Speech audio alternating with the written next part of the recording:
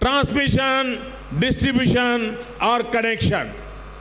अगर प्रोडक्शन नहीं होगा, बिजली का उत्पादन नहीं होगा, ट्रांसमिशन डिस्ट्रीब्यूशन सिस्टम मजबूत नहीं होगा, तो कनेक्शन की चाहे जितनी बातें कर ले जाए, घर घर बिजली नहीं पहुंच सकती है।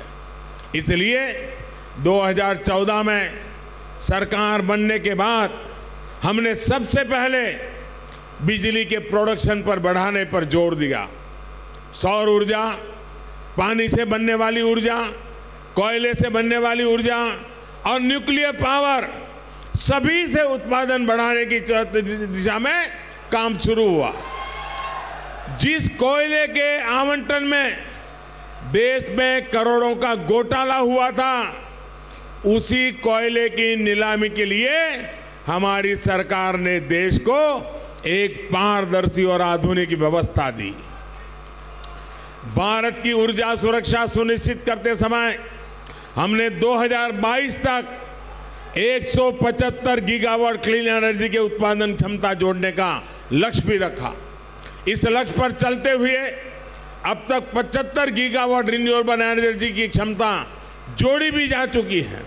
साथियों, सरकार ने बिजली ट्रांसमिशन के क्षेत्र में भी इन्वेस्टमेंट काफी बढ़ाया, जिसकी वजह से देश के ट्रांसमिशन नेटवर्क में बहुत तेजी से वृद्धि हुई है। इसके कारण न केवल आज देश को सुरक्षित और संतुलित ग्रिड उपलब्ध हुआ है, बल्कि हमने वन नेशन वन ग्रिड का सपना पूरा किया है। और अब हम सौर ऊर्जा के माध्यम से, और सपना भाइयों बहनों, मैं कभी छोटे सपने देखता नहीं और छोटे काम करता नहीं।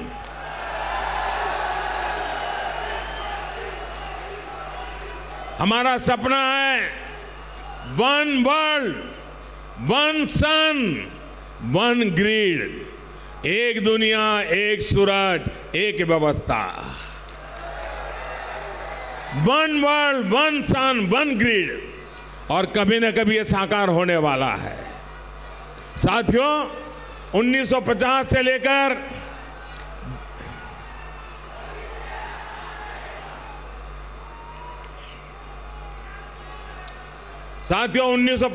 लेकर ये जरा सुनिए आप, ये आपको बहुत काम आएगा।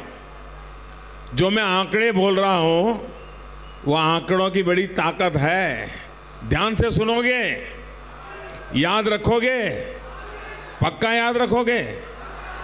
अगर इतना भी याद रखोगे ना, तो फिर आपको आगे के लिए कभी सोचना ही नहीं पड़ेगा। आंख बंद करके के सही निर्णय करोगे आप।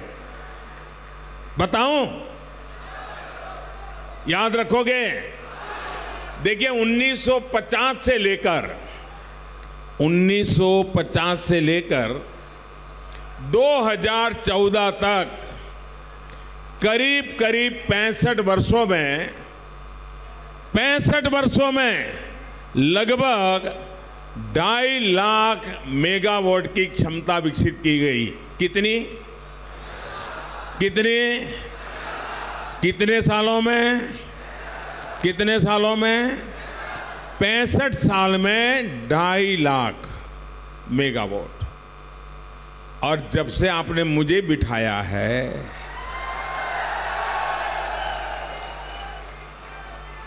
साथियों, आपको आश्चर्य होगा, कहां 65 साल और कहां 5 साल। दोस्तों, 65 साल में 2.5 लाख मेगावाट, और पिछले मेरे आने के बाद 5 साल भी अभी पूरे नहीं हुए हैं। 5 साल में हमारी सरकार ने 1 लाख मेगावाट से अधिक कैपेसिटी तैयार की है। 65 साल में 2.5 लाख, 5 साल में 1 लाख।